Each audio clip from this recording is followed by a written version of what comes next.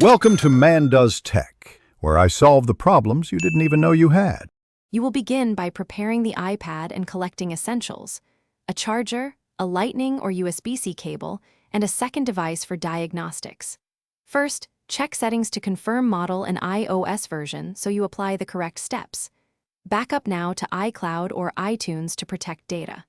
Once done, close all apps and immediately turn off Sidecar, screen mirroring, and any external display connections. This isolates the display system, so you can safely reset display settings without leftover connections interfering. Now you tackle the core fixes.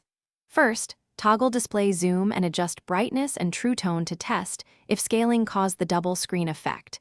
You're checking software scaling behavior. If that doesn't help, perform reset all settings to clear display preferences without erasing data. This often removes conflicting UI state. Next, force restart using the button sequence for your model to flush temporary display drivers. Make sure to test after each step so you know which action fixed the issue. Finish by updating iOS to the latest release because many display glitches are fixed in updates. Install and reboot, then test the screen. If the double image remains, restore from your backup or perform a DFU restore to reinstall firmware completely. This addresses deep software corruption.